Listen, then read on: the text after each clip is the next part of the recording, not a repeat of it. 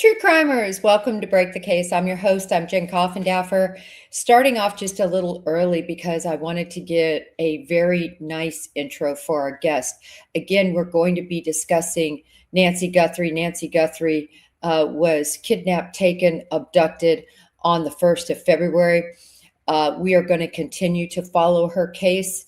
And essentially, we have two notes. One that was written a day after the crime was committed on the 2nd and delivered to two local stations.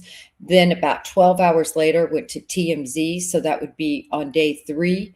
And then on the 6th, another letter was written. They are both written by the same people. We know that. And when I say written, came from the same people.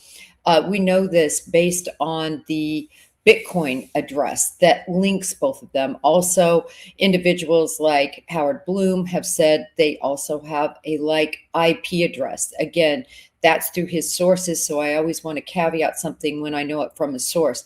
But what is unequivocal is the Bitcoin addresses match, because we know that because Sheriff Nanos accidentally sent out the unredacted versions of the notes, and so we were able to see that. And so in knowing that, we can easily link that the sender, and this is the only sender that used that particular Bitcoin address, it links them.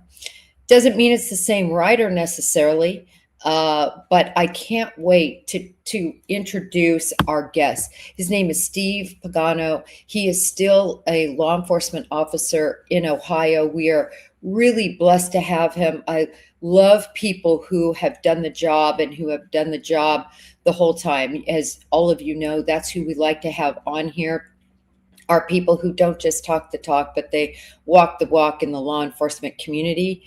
His specialty for the last 15 years has been statement analysis and how that intersects with not only his cases, but he also helps on other cases. So again, we are going to have 3 different statement analysis folks on. It's taken a little while, obviously, with people working and everything to get them lined up. I have to be totally frank with you. Very purposefully, Steve and I have not discussed the notes. I didn't want anything to, me to influence him in any way. Or really collaborate, if you will. This is going to be genuinely his, what he believes these notes say and are all about, which I think is very important, because you've heard my analysis. Let's get some other people's analysis.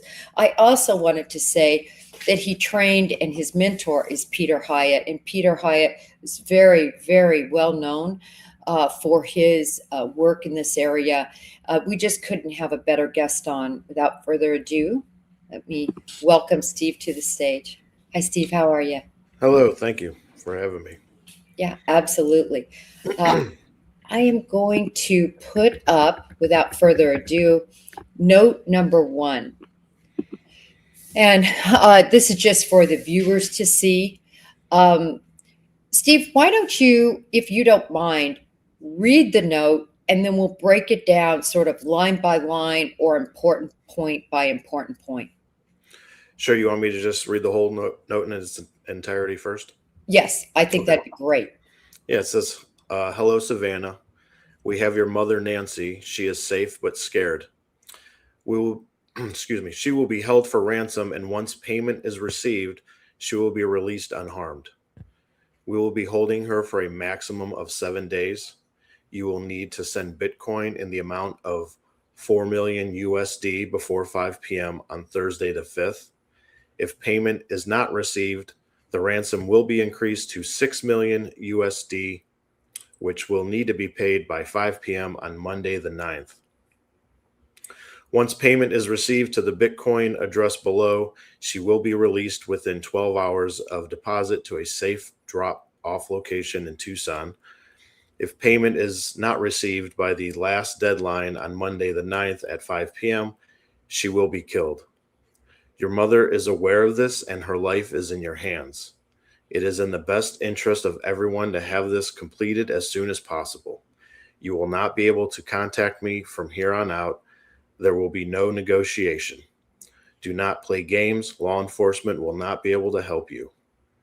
She had a white smartwatch on the floor of the foot of her bed, and a white floodlight in the backyard was destroyed.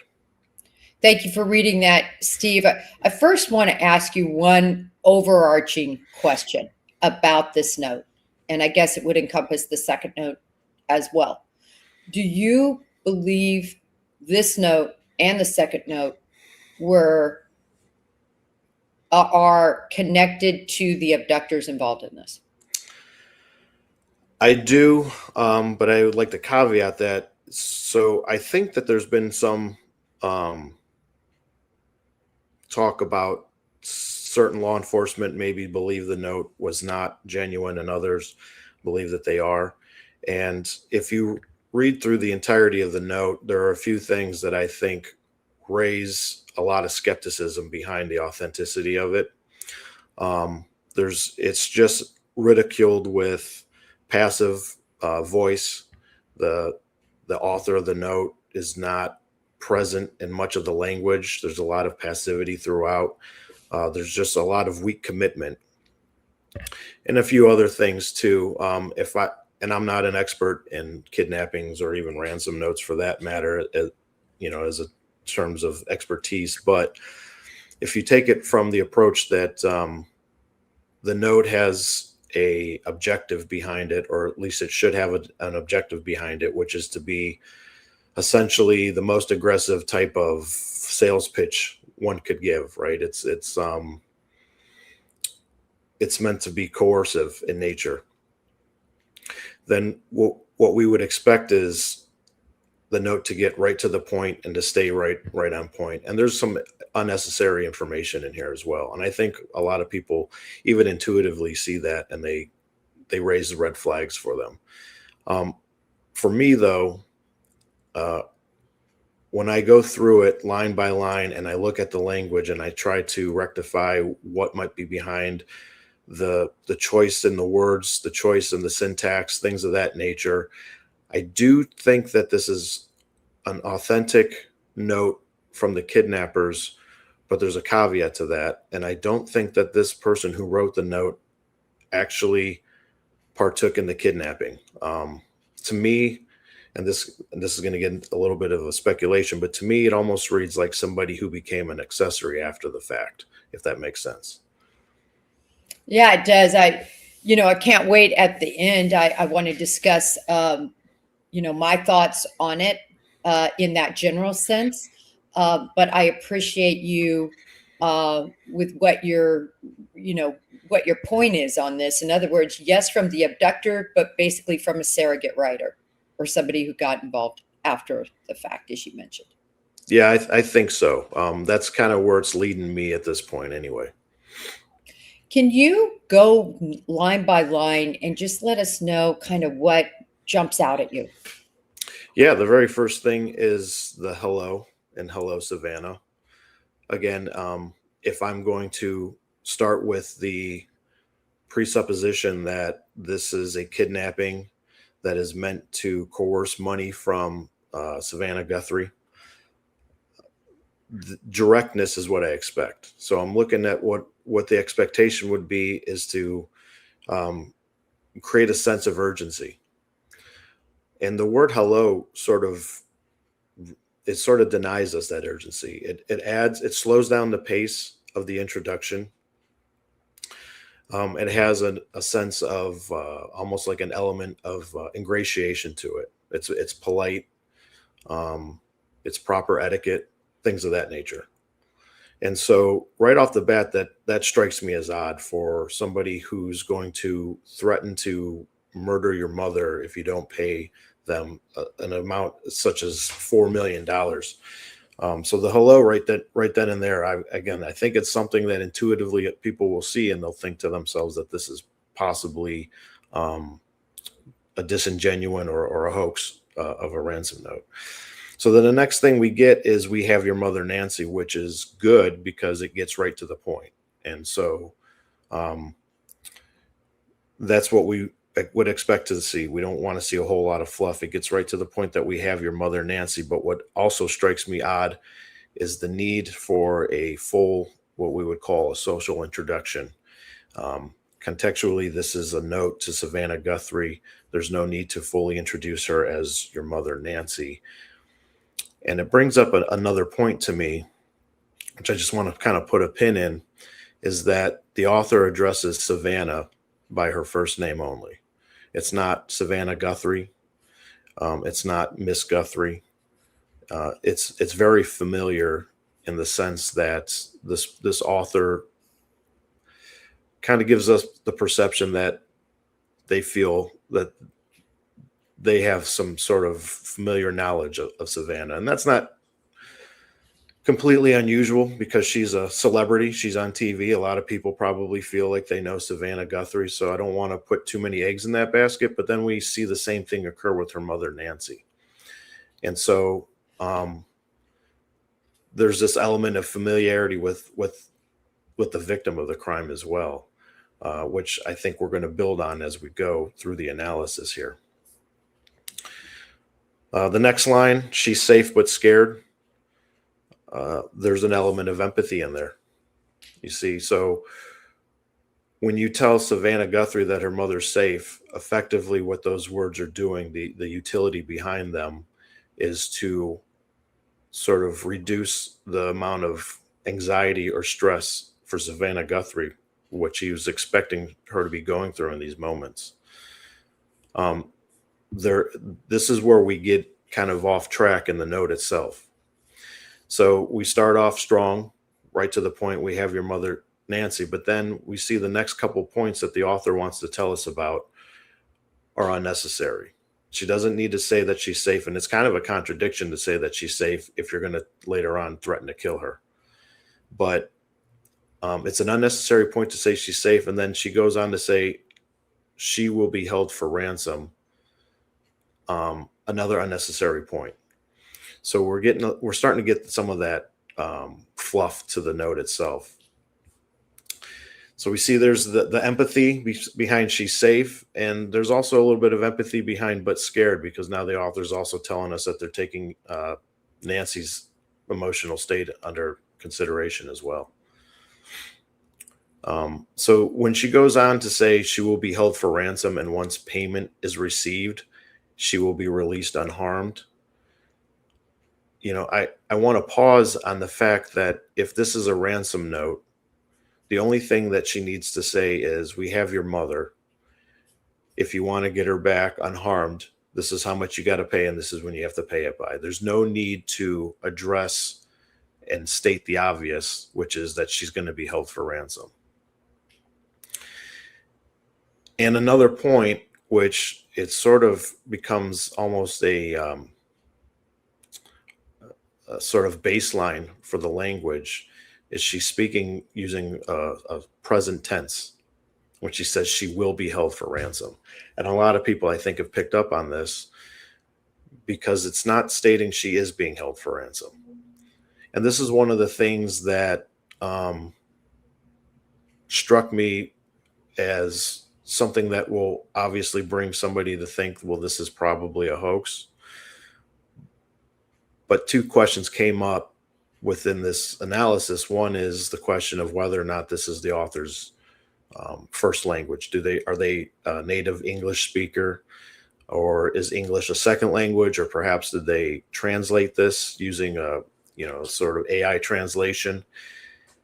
And the fact that we have this will be, and we're going to see the word will comes up a lot. I don't know how to answer that question. This would require somebody to join in the analysis that has either speaks another language as their first language. I think because Arizona is a border state, the first suspicion is that it's probably, if it is another language, it's going to be Spanish. I would like to see somebody who is fluent in Spanish, or maybe if Spanish is their first language, to weigh in on this, because language isn't usually translated one for one. So I wonder how the translation, if there is a translation here, could affect this, and if this could be what we're seeing and why it's become such a norm within the language itself. but the plain reading of it is she's not being held for ransom at this point. The plain reading is it's something that's going to occur in the future, which is non-committal language. And again, it's one of the red flags that I'm sure has popped up for many people. But then she goes on and she says, once payment is received, she will be released. And so this issue of passivity that's comes up in this statement, or excuse me, in this ransom note, it removes a lot of the, we'll say, demands. So if I were to, a lot of times what I like to do is I like to think of things as if I had like this sort of metaphorical meter that I'm holding to the statement, and I'm measuring different things within it. And if I'm going to measure how demanding the language is of Savannah Guthrie, the language itself has a small amount of demand. The passivity is not just passive for the author, but it's also passive for Nancy, or excuse me, for Savannah, in that it doesn't say that once you make payment, nor does it say once we receive payment. It's just payment is received. There are no people involved in the language here as far as this payment goes. And so the author has no connection to the payment. And we're going to see this is it's a common thread throughout this whole email. The author has no connection to the payment, linguistically speaking. They don't say once we receive payment. They don't say once we get paid or anything like that. It's once payment is received, the passivity there. But also the demand is low on Savannah, because you're going to see, I think, one time in the note here, as we'll get to it, where they even kind of point the finger at Savannah and say, this is where your responsibility is. Your responsibility is to get this paid. So this passivity is going to be another issue for us. And it's something that I think is a red flag, but I think at the end of the day, it speaks to the, I think you called it a surrogate author, maybe, the fact that this person isn't actually the kidnapper, but writing on their behalf. I hope that makes sense. So we see the next unnecessary piece of information is we'll be holding her for a maximum of 7 days. And again, why do we need to know that? You're gonna give us a deadline and tell us when the payment needs to be received by. So this sentence here is extremely interesting from an analytical point of view. And I have a theory behind it. I don't want to put too many eggs in too many baskets here, but I'll get to that here in a moment. If you don't mind, I'll just get through the rest of the note, just kind of pointing out some of the anomalies. We get to the point here where she says, you will need to send Bitcoin in the amount of 4 million USD before 5 p.m. on Thursday the 5th. So here we have that future tense again. You will need, not you need. But this is also kind of weak too in terms of the demand. And this is going to play into my theory, my hypothesis a little bit. And again, I'll if you don't mind, I'll circle back and address that at the end. But this isn't the same as saying you must send us, or you have to send us, or just simply send us Bitcoin in the amount of. But this you will need. Again, the future tense is obvious there with the insertion of the word will. But this is almost a how do I want to word this? The way this is phrased is weak in the sense that it reads like it is advice or helpful instructions. If you want to get your mother back, these are the things you need to do. These are the things you have to do. There's no demand into it. It's weak in that sense of like I said, when you look at the amount of demand is in the language, the amount of demanding, even here where it's probably the strongest, to me, my opinion is still weak.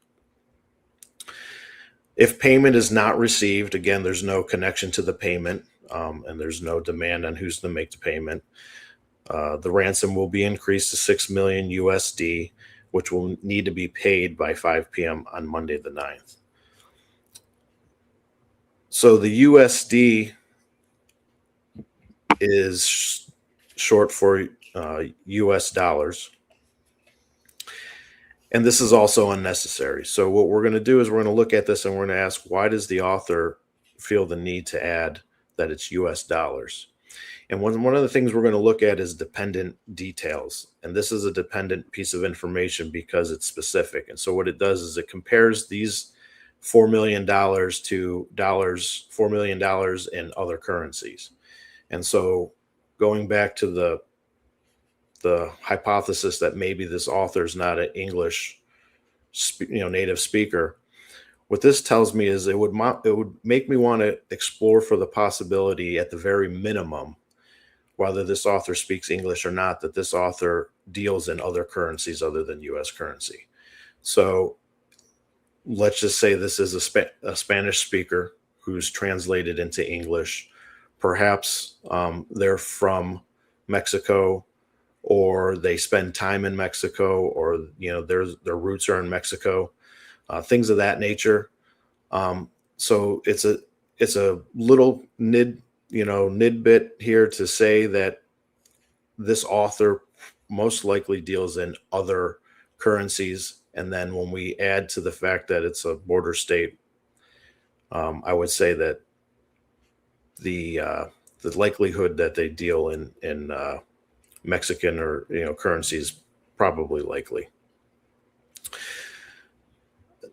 Then it's once payment is received, again, there's still no connection to the money from the author. The author's not making any claim to the payment once it's received. She will be released within 12 hours of deposit to a safe drop-off location back in Tucson. We can say the word back, the word back is probably leading us to think that they're not in Tucson at this point. If payment is not received by the last deadline on Monday the 9th at 5 p.m., she will be killed. This passive language is a weak threat. Again, there's no commitment to the language. We don't see the author saying, I will kill her, or even we will kill her. She will be killed tells us that this author is having trouble committing to that threat, which means the threat itself is weak. And that's going to play into the second note. Your mother is aware of this, and her life is in your hands. So I want to pause on this for a moment too. Fundamentally, what we now know is that this kidnapper or kidnappers, or one of the kidnappers at the very least, has had conversations with Nancy because they're letting her know what's going on. This statement also feels a little manipulative to me. But again, I want to kind of emphasize the idea that your mother is aware of this. It suggests to us that there's been some sort of communication with Nancy and the kidnappers. And I think that's going to play into my hypothesis on this whole note as well. It is in the best interest of everyone to have this completed as soon as possible. This one sentence here is very important to me, in that what I'm seeing in this sentence is stress. And this is also what leads me to believe that this author may be the unwilling, or even, the accessory after the fact. Because what I'm seeing is not just the passivity of have this completed, but I'm seeing what's called the perfect tense. And so it's in everyone's interest to have this completed. What those words reflect to me is that this author is thinking about this task of getting the payment, having Nancy return, and she's thinking about it in a point where the author is placing themselves in a perspective of it's done and over with, and I'm looking back on it. I hope this makes sense, because sometimes this is hard to articulate, but this perfect tense leads us to a point where the task is done, it's completed, and yet she's looking forward to that moment. Does that track at all? Yeah. Okay. No, it totally does. And that's why I think that there's stress behind it, because I think it's like we're just trying to get this behind us at this moment. You will not be able to contact me from here on out. Another interesting sentence, because now the author has gone from we to me. And so we now know that the author is able to isolate themselves, and they do it under this context, which is you will not be able to contact me from here on out. There will be no negotiation. So is this author, the question in my mind is this author been tasked as the negotiator or as the PR person for whatever's going on here? And early on, what I kind of thought when I read this was, I wonder if this is cartel related, right? You get a group of guys, and then you're my guy that goes and does the negotiations. Maybe you're the only one that speaks English, whatever. Um, that's not where my analysis has led me in the end, but it's still an open question. Do not play games. Law enforcement will not be able to help you. And then this last bit, and it still kind of throws me for a loop. She had a white smartwatch on the floor of the foot of her bed, and the white floodlight in backyard was destroyed.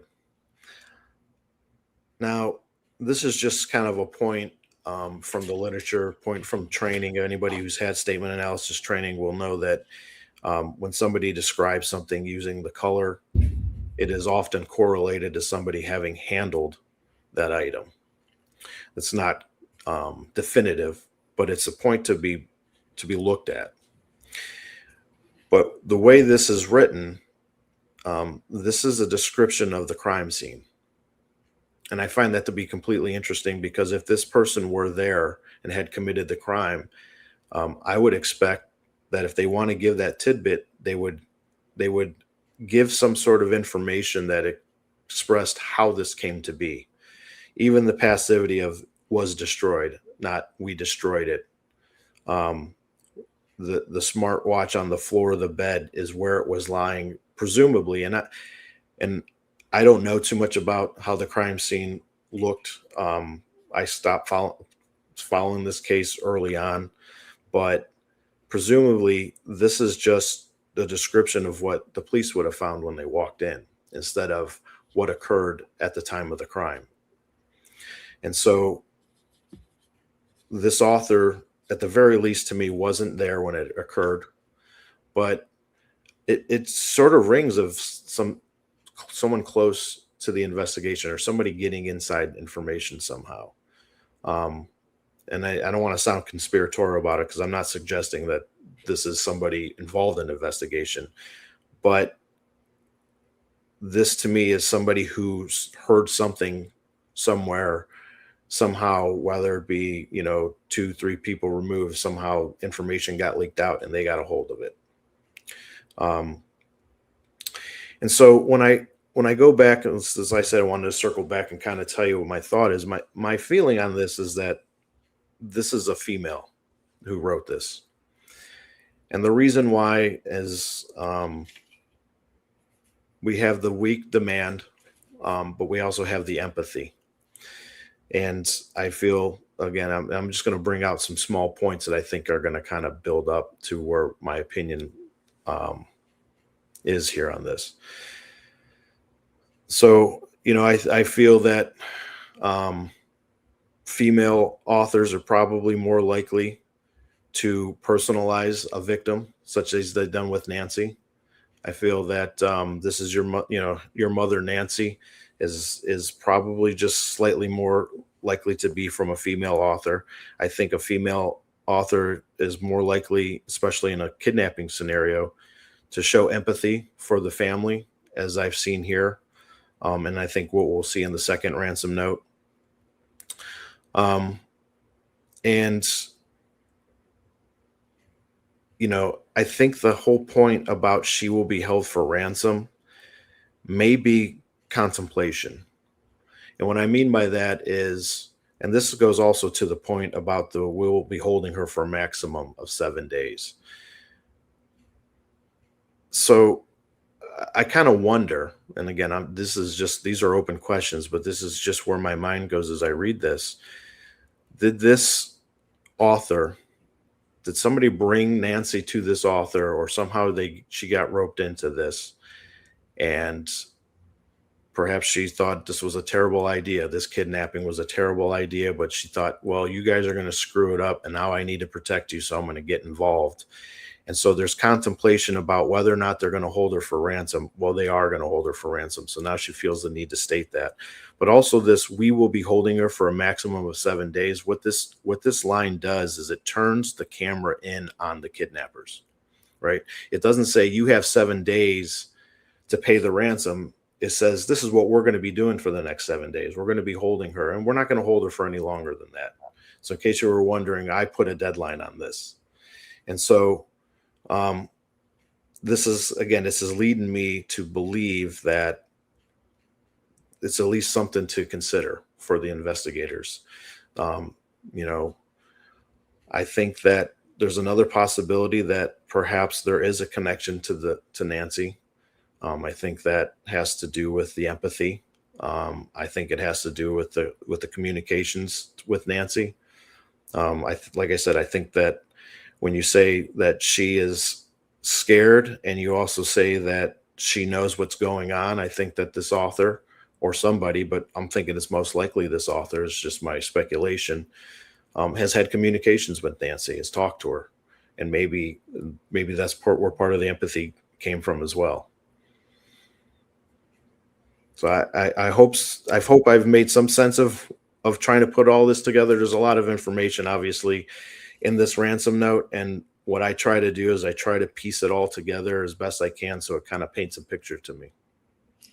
Steve, thank you so much. I have so many questions. I've been writing copious notes as you've been talking, and have a few reflections, have some questions, some thoughts. First of all, as far as it being a female, I think that is much more likely than it not being a female. So I definitely lean towards your analysis on that pretty strongly.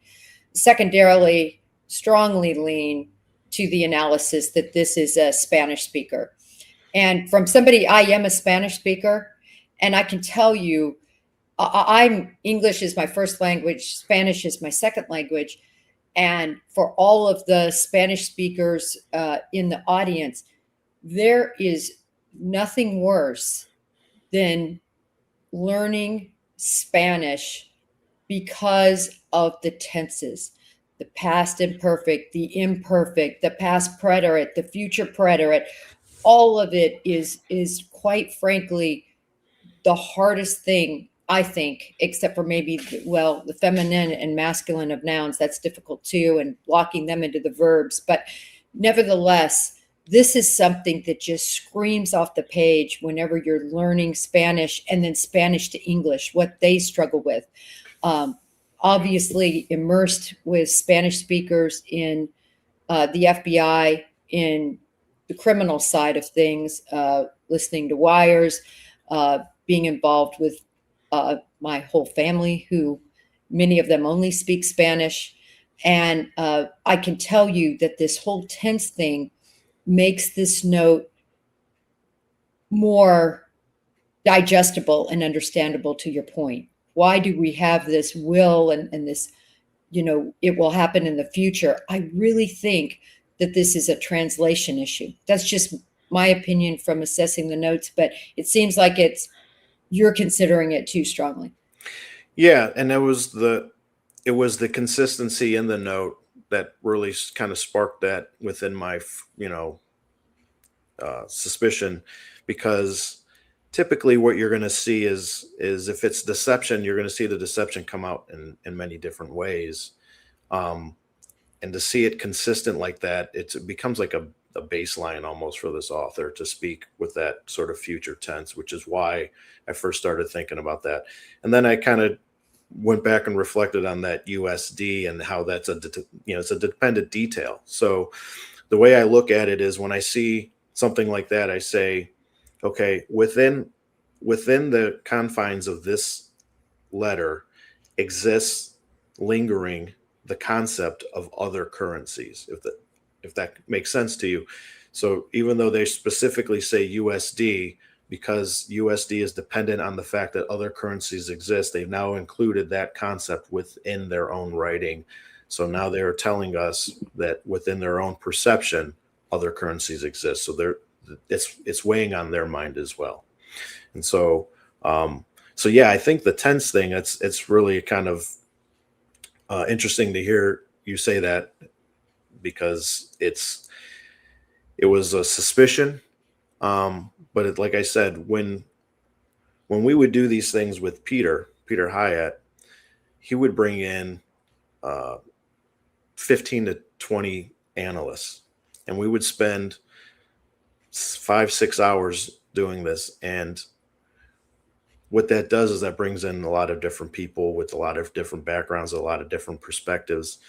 But in this case, why I said I would want to see somebody who speaks another language, preferably Spanish, and who maybe even speaks Spanish as their first language, is because they would have that unique, like you have, that unique background to bring into that. And so I'm really happy to hear you weigh in on it, because then it kind of just helps me understand the language a little bit better then, because now I do know that there is a conflict in the tenses when you're translating.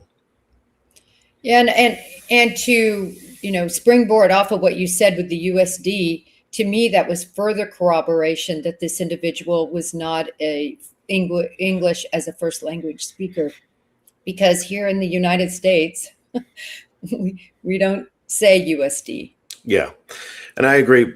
So what I would caveat that with is, one of the other things I had considered as I was sort of thinking about that point is that this is a case involving cryptocurrency, and I don't really have a whole lot. I have some experience with cryptocurrency from the fraud investigations that I do, but I don't deal with cryptocurrency personally. So I had to kind of go back and look at some of the websites, and I just wondered, is USD kind of prominent on some of the cryptocurrency websites? And maybe this is something that could have also influenced it. And so it's still an open question to me. But either way, what I like to do is I like to find patterns. Because if I find something and I ask a question of it, and then I see something else that sort of leads me in that same direction, then I feel more strongly about that opinion. And so again, so the issue with the tenses and the issue with the USD, I do think now, especially having you weigh in on it, that I'm that much more convinced that this is probably a Spanish speaker. Yeah, I mean, it definitely, that's where I'm leaning. Let's see. There's another pattern. You talk about patterns, and I thought a very interesting pattern was the day, the date, and then I think the time, right? They followed this odd structure. And I I find that when you're doing, as an example, your passport formal documents, right? We always want to, in English, and what we do in America is we write the month, the date, and the year as an example. Other countries don't do that. And a lot of other, they write the day, the month, and then the year, right? You always have to be careful when you're filling out certain forms because of that. What did you make of this pattern? So I didn't really put a whole lot of attention into it. I was unaware. I'm not a traveler. I was unaware that there's differences in different countries. But I will say, from the perspective of just applying the principles that I'm using in my analysis, what I would do is I would say that there's a priority. There's a micro priority here. So, as the author speaking, they want to list the time first before the day, before the day of the month, and I would start questioning as to what might cause that. So I don't have an assessment on that particular point. What did kind of catch my attention, though, as you bring up that point, is there's a change in the language. And I don't really have an assessment on that either. It's just something that I noticed. So there's 4 million USD before 5 p.m. on Thursday the 5th. And, there's a dollar sign associated with the 4 million. And then there's paid by 5 p.m. on Monday the 9th, instead of before 5 p.m.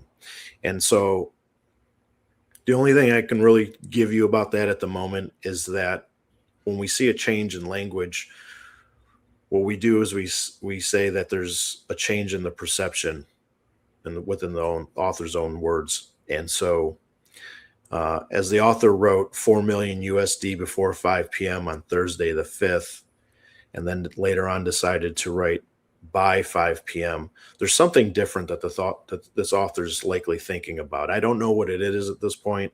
I don't know what caused that change, but there's a reason why they changed from before 5 p.m. to by 5 p.m.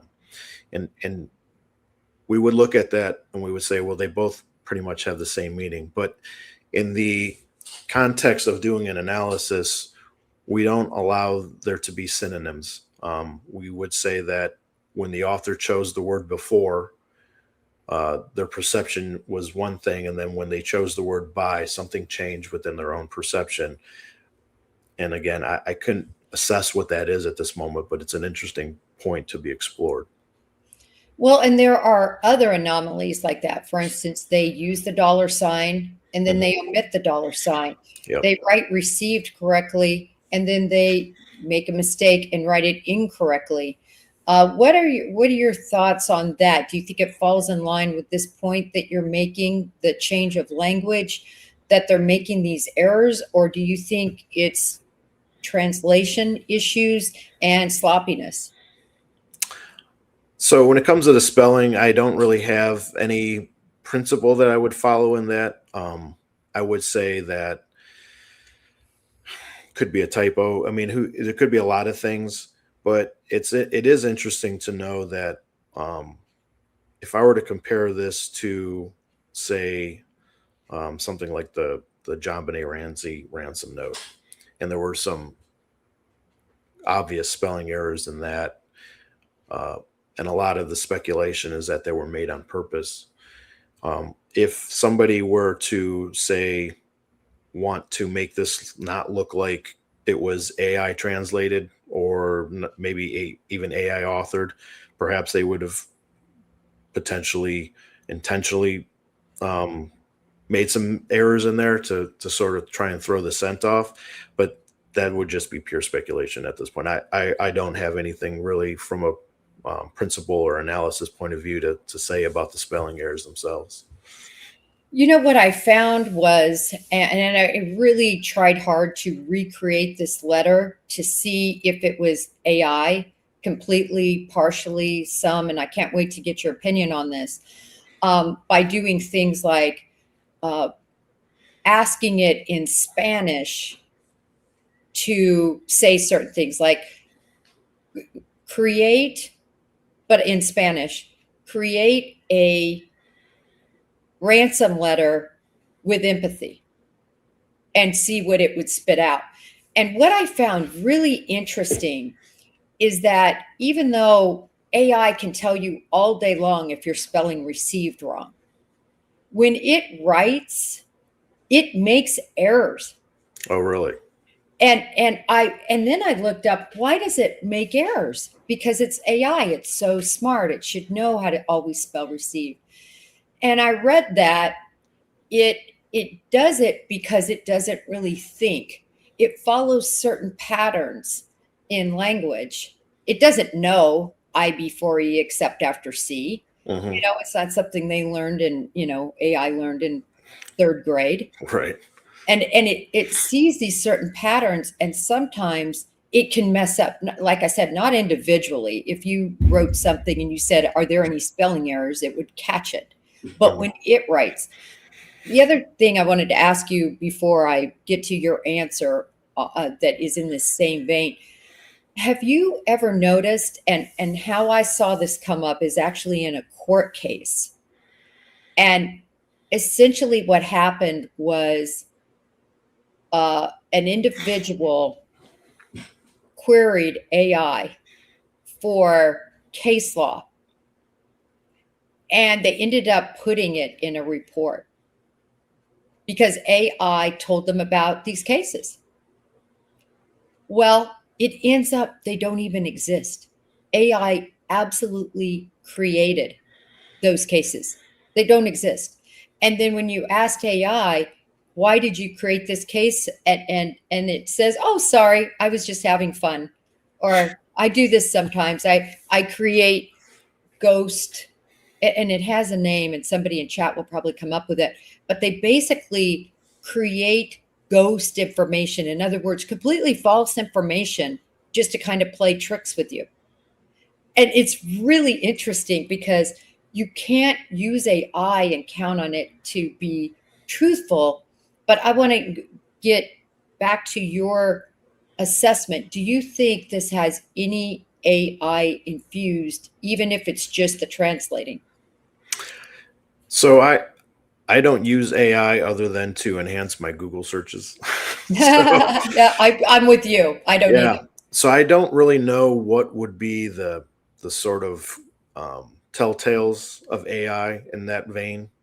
I will say, from what you were just saying there about searching things in AI, just making stuff up. I have seen some of the guys that I work with. Sometimes they'll Google things, and I'll always tell them, "Hey, be cautious about what you're saying because you know." Instead of looking in the Ohio Revised Code for a law, they'll Google, "Hey, what's the law say about this?"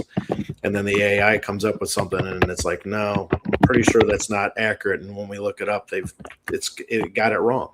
So, you know, I've seen AI even within those enhanced Google searches. They come up with misinformation or bad information as well. So to that point, I don't really trust it either. Um, but yeah, I don't know what I would be looking for, or what I would be sort of on the alert for, as I would say, to even know when I see AI, other than if it didn't sound personable.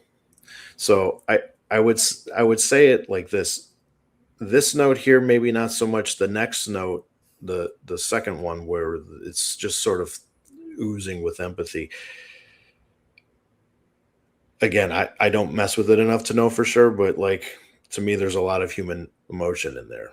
And even with this here, I like this. I guess even with this note here, if I'm just going to pull up one point, if it's in, or I'm sorry, it's in the best interest of everyone to have this completed as soon as possible. Again, what I'm getting from that is a sense of stress, and I don't know if AI can duplicate that. I maybe it can, I don't know, but I'm seeing, um, from my own perspective, I'm seeing actual emotion behind some of these word choices, and I do think that this here is telling me that this author is under the stress of just wanting to get this over with. Totally agree with you. Where I see it more is in like that sentence structure that followed that pattern Hmm. in terms of the day and dates and times.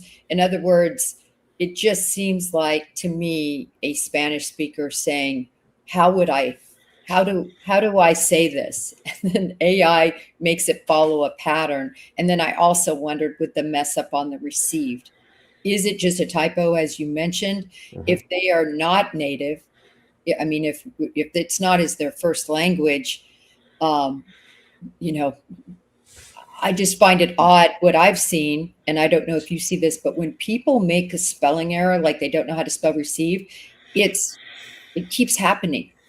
They don't usually flip back and forth. Is Right. that been your experience? Yeah. Well, and here's the other point I would say is that this was most likely, let's just say it was an English speaker typing it, and they set up these things have spell checks, right? They usually if you're typing it out, you see where your spelling errors are, and you know to go back and correct them. So it's just another point to consider. On the issue of the date and the weird structuring of the date, I guess if I were to want to explore that, one of the things I might think about as I'm trying to maybe dig in deeper and trying to profile this author is, I would wonder, and again, I don't have an answer to this, but I would wonder, I'd ask the question, are there any professions that maybe do this? Is there something within this author's background that has made this part of that author's norm? So, for example, um, when I'm texting with people, especially with colleagues, they may text me something, and instead of saying, "Okay, I got it," or whatever, I'll say, "Copy that," right? And that's cop radio lingo, copy that. But it's just something that I've noticed that I do as part of my normal habit of speech because I've been a police officer for so long. So I'm just wondering, is there something professionally speaking in this person's background, or something of that nature that may have caused this to become a normal pattern when they're giving dates? Maybe there's something that requires them to give their date this way, and then whatever profession they're at, you know. So just another thought to kind of throw out there. Yeah, I always believe that how we do things continues to follow that pattern, just as you mentioned. And one of the things that has always intrigued me about these letters and continues to intrigue me is the fact that they went into these tip boxes at these media stations. And it makes me wonder, did they do a test case with something else? And then secondarily, did they know that they're virtually untraceable? I mean, the FBI, I know for a fact that they have subject matter experts that are also working to trace these IPs and the digital footprint of all of this, and they can't do it in over 6 months. Did they know that? Because I just feel like it's no accident that they chose these tip lines. I feel like, is it somebody in media or somebody that's so technically savvy that knew that? Yeah, I thought about that too. Like, why send it to the media at all? Again, Nancy Guthrie is a media personality. I don't know how hard it would be to find a way to get in touch with her directly, or contacting the local police department. That's, the sheriff's office that's handling the case. You can send it to their tip line, or. So why the media in general? Why that aspect of this whole sort of puzzle? Um, I I know. don't. No, Oh, go sorry, ahead. Steve. No, go ahead. Go ahead. No, I was just going to say, for me, my conclusion on that, or hypothesis on that, is that it was absolutely to put pressure on getting the money. Because and the reason I believed that was because the first two notes that went to the local stations kept it zipped. Of course, law enforcement told them to. When that happened, 12 hours later, they decide to write TMZ, which I think they probably felt really confident that TMZ would come out with it and Hmm. make this huge pressure point against Savannah. In fact, I bet when all of that happened, because Savannah would have known about the first two, I bet she was just, I don't know if mortified is the right word, but so upset that it went to TMZ and blew up in this huge magnification of everything. Yeah, and so as far as the case went, I followed it pretty closely in the beginning, and then my interest. I'm not much of a true crime person, but I'm always interested when there's something for me to analyze, because it's what I do. It's where my interest lies. And once it became obvious that they weren't releasing the ransom notes, and the seemed like the seemed like the case was going stale, I hadn't followed it. I was always under the impression that the ransom note first arrived at TMZ. I don't even know that I ever remember hearing that it went to these other stations first. So that's interesting point to note, that it went to them. They kept it hush, and then they sent it to TMZ. I Yeah. think that's actually a very interesting thing to Yeah. point out, especially TMZ. Yeah, right. I mean, their following is huge. I did a whole analysis between their social media, their mainstream media, all these different junkets. Plus, if you want to find celebrity news, where do you go? Yeah, right. You go to TMZ and look at how many, I mean, whether you like them, whether you don't like them, they have made amazing breakthroughs in cases like the Tyler Robinson, watching him walking in that neighborhood. They have the money and the reporting staff to go out and knock on doors and pay money and get these videos. It's really unbelievable. So if you want to make a big splash, TMZ is the place to go. Yeah, well, that's why I said, like, specifically TMZ. I apologize. You probably hear my dog barking in the background at this point, but We love anyway. dogs on this station. I often have Simba on my lap. This is a dog loving community. So no, no worries there. Let me just make sure I didn't have anything else on my. What do you make of? and I think it's just the passivity of it all. But the we, me, passive, it will happen. I mean, when people, is it your experience? It's my experience that when people write like that, they also want to distance themselves from what happened or don't have that firsthand knowledge. What do you think about that? So I think it's more of she can't, again, I'm going to call her she. I keep saying she because that's in my mind it's a female, but she can't connect herself to these things because she's not connected to them. So I don't think it's an intentional thing where it's, um sometimes passivity is sort of like a way to manipulate the language for deceptive reasons. I don't really think that that's what that is here. I think what it is here is she's not connected to the experiences, so she can't. So in that fraction of a second it takes for her to decide what she's going to say, how she's going to say it, she has no psychological connection to it, so therefore she has no linguistic connection to it, if that makes sense. Uh, um, there was a press release back when Breonna Taylor, that whole thing happened, and the grand jury sat, and then there was this anonymous grand juror who was kind of whistleblowing that they thought the whole process wasn't any, wasn't legit or on the up and up, and the press release was put out as if this anonymous grand juror had wrote a letter letting people know this is what my experiences were as this anonymous grand juror. If you go back and read that, you will see that the author of this letter is almost 100% passive in the entire letter. It starts off with being one of the grand jurors in the Breonna Taylor case, and it goes on and on until the very end, the very last sentence, when it says, "I can't speak for other jurors. I can only help the truth be told."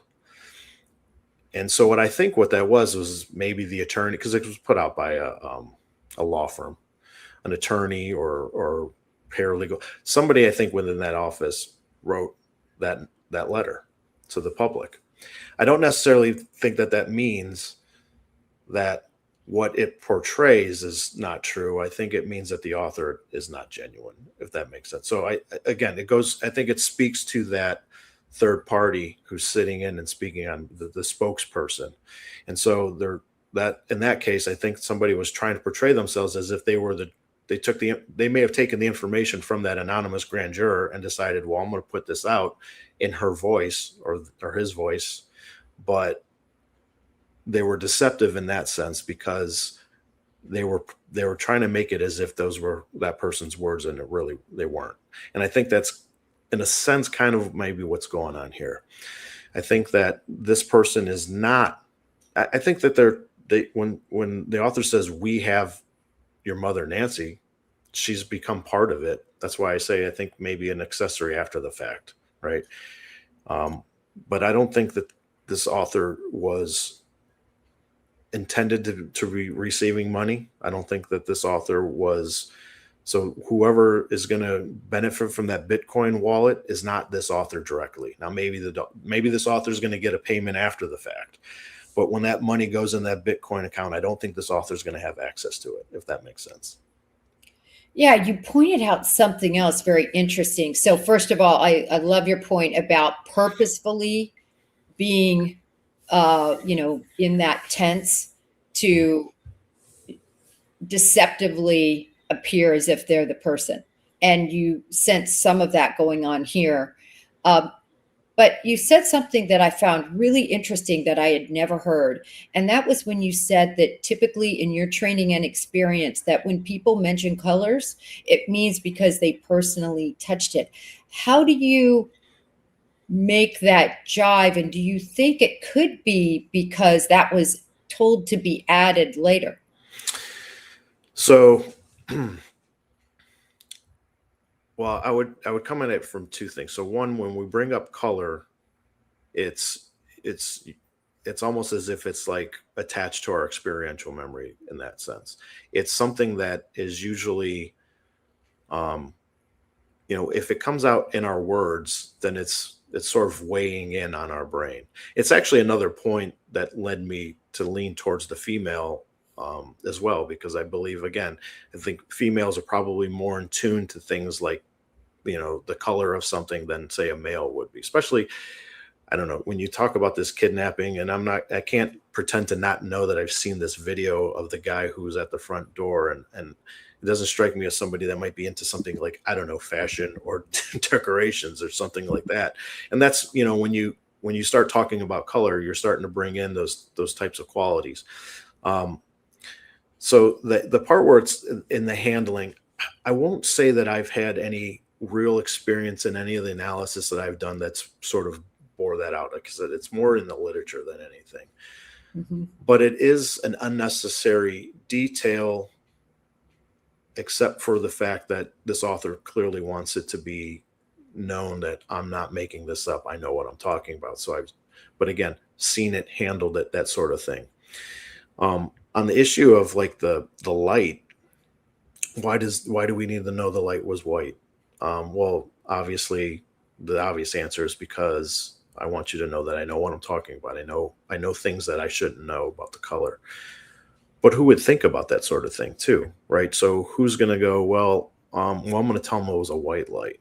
Like, again, somebody who's paying attention to things of that nature. And the word destroyed, it's interesting to me because I just did something to my computer here that I can't fix. Hold on. Sorry. It's interesting to me because that's a very descriptive word too. And so I wonder, again, not having followed this case for a while, I wonder if what about the crime scene we do know, like to what extent was that light damaged? Because it destroyed is more than just damaged, right? I mean, it's a very detailed word that paints a very vivid picture in your mind of what light might look like. So, you know, the fact that that information is in there, I do think it brings credibility to the author.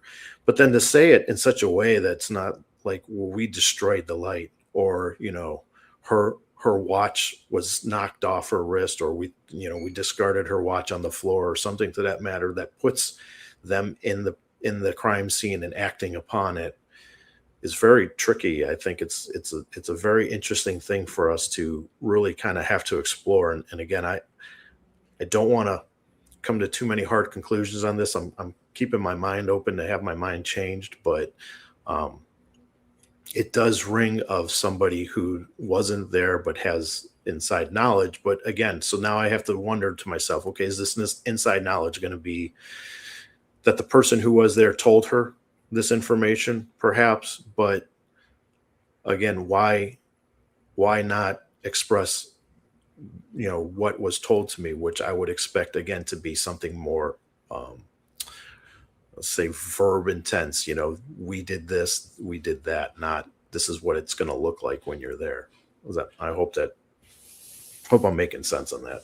Sometimes, Yeah, I wanted to expand on your points. Totally agree. You could also just say her Apple Watch was at the end of the bed and destroyed the floodlight. There's no need to put in infused color, Mhm. but that almost gives the impression that this person was there.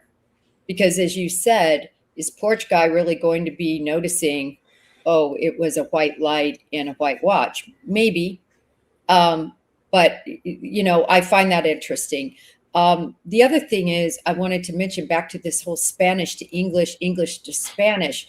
When we hear the word destroyed in English, it's so powerful, right? Destroyed, it's wrecked, it's completely unrecognizable. It's just not that in Spanish. Destruir, it can mean, made unfunctional.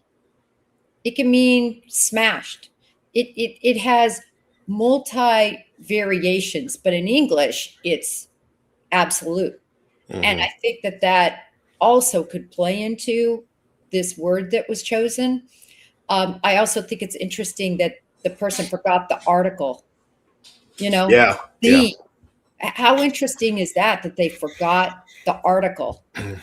Yeah, And in Spanish, you have to make your article be the right, either feminine or masculine for the noun. And I was wondering, they might not know what the feminine and masculine is, so they just left it off.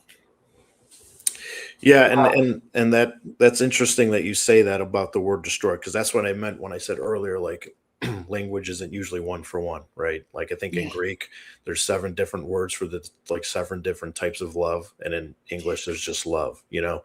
So that's very interesting to me, and again, I think that that builds on that pattern that kind of points it in the direction of somebody who's not English speaker, at least not as a first language.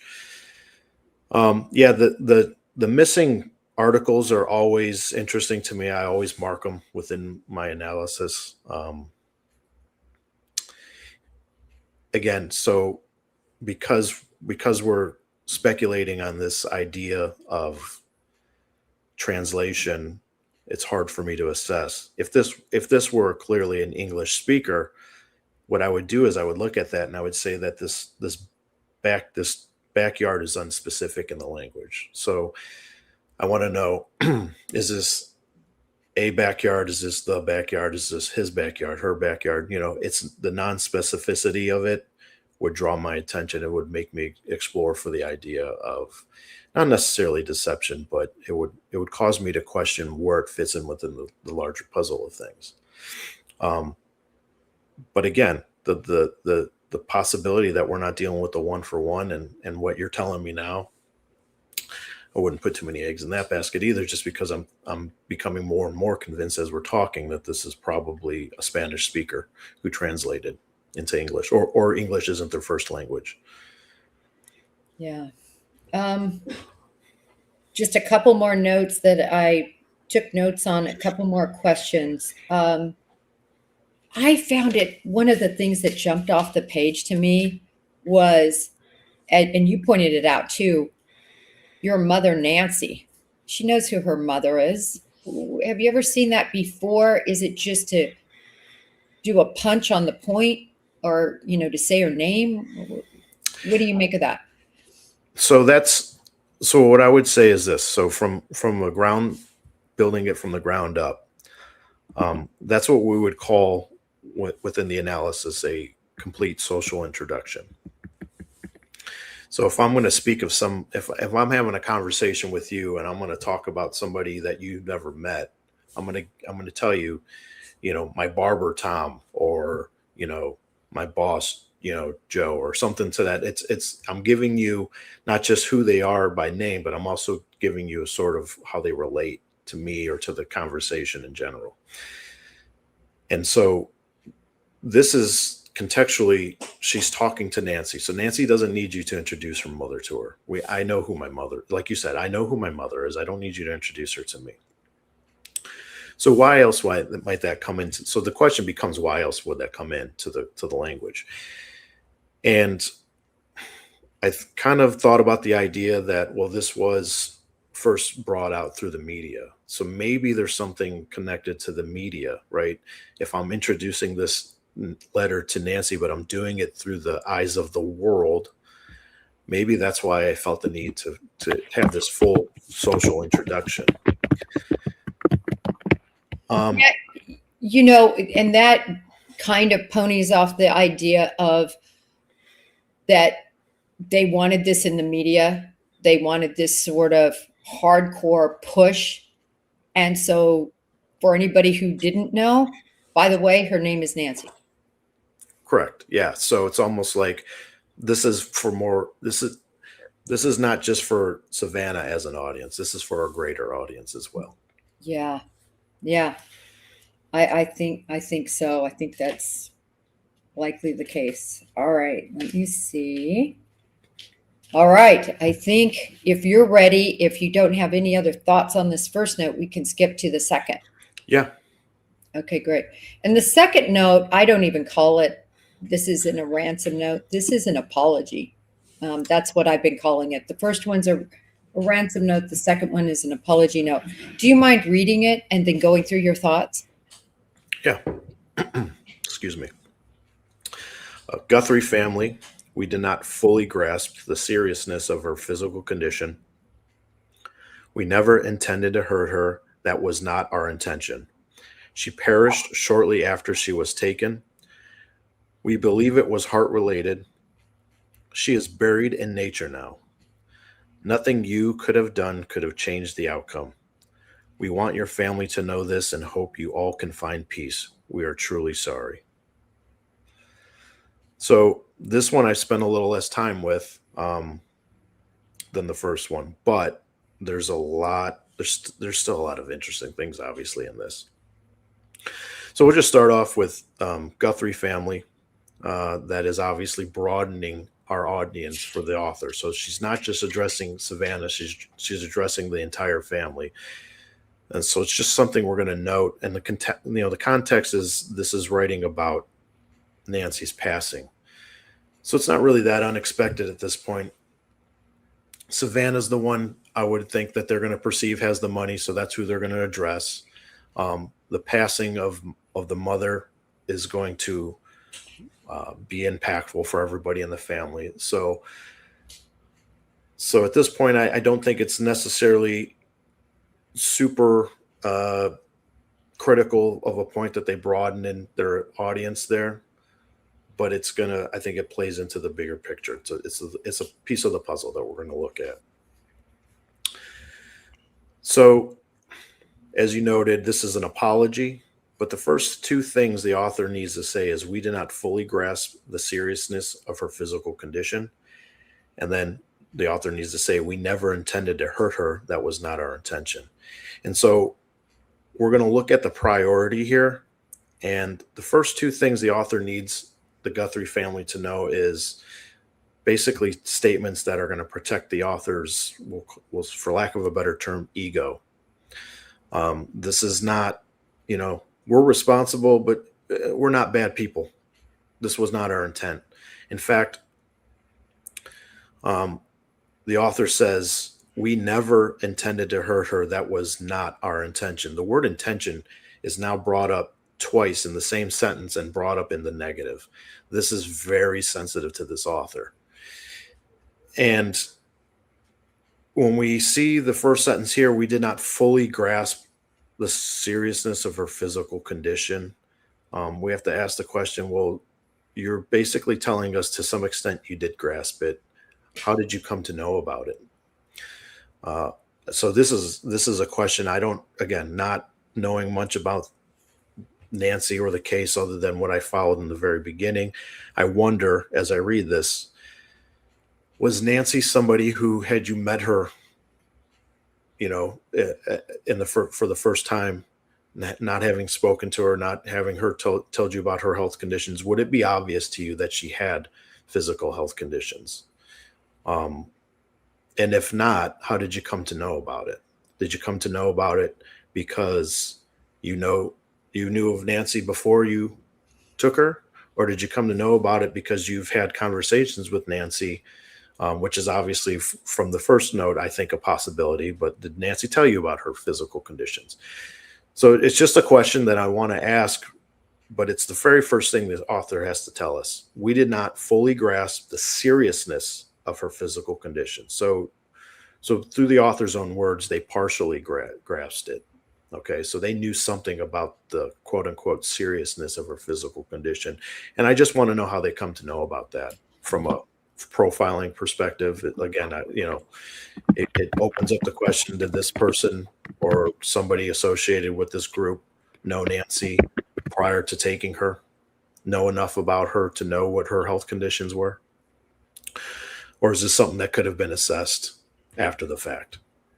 But then again, when we see we never intended to hurt her, that was not our intention. This is hypersensitive to them, to the author.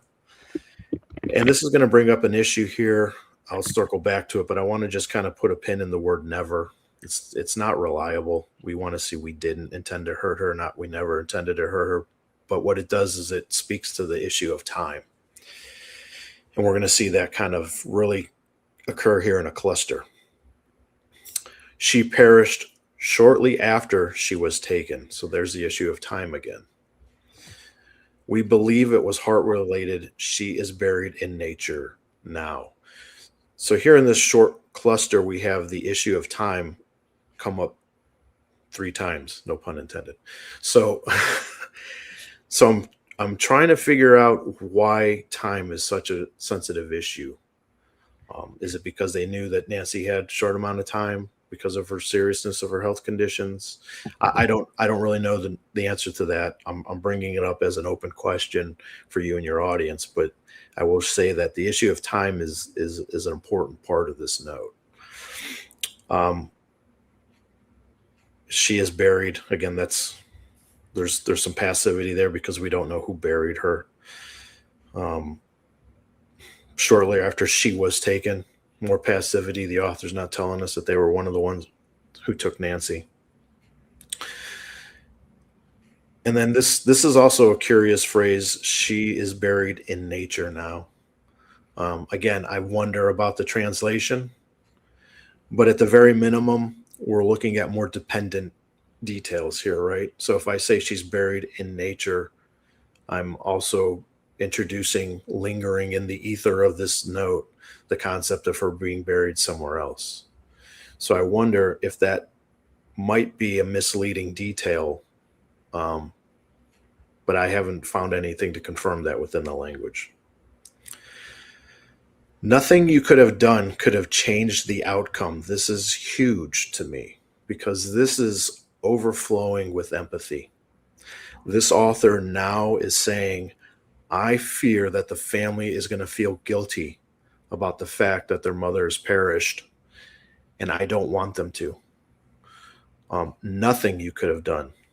Nothing you could have done. So the author is even expanding this. It's not even about payment at this point. The author's not saying, even if you paid us, you wouldn't have got her. But the author is saying there was nothing you could have done to change the outcome. So don't beat yourself up about this, Guthrie family. Don't feel guilty about this. That's a huge point, and that's one of the things that kind of, like I said, I see the human nature in all of this, and I see the empathy in all this, and it not knowing too much about AI steers me a little bit away from like AI being at least the sole author of it. We want your family to know this and hope all can find peace. We are truly sorry. I mean, that just obviously just keeps building upon that empathy. So here we have somebody who is originally claiming to have been part of a kidnapping scheme to take Nancy Guthrie, hold her for ransom. And now they're saying that now that your mother's dead, I don't want you to feel guilt. I want you to have peace. It's very strange for a ransom case, I would assume, not having worked them myself. Here's another, again, a caveat this with the possibility of a translation issue, but we want your family to know this and hope you all can find peace. We are truly sorry. So the words here suggest that the author is not thinking of the family as a unit, but as individuals. Again, if I could rely on this as a pure English translation, it would cause me to question whether or not this author may perhaps know somebody within the Guthrie family,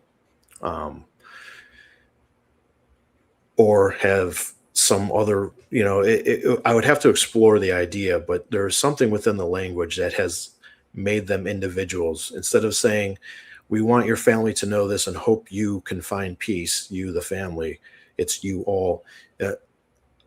We see this a lot in language when somebody will use the word both.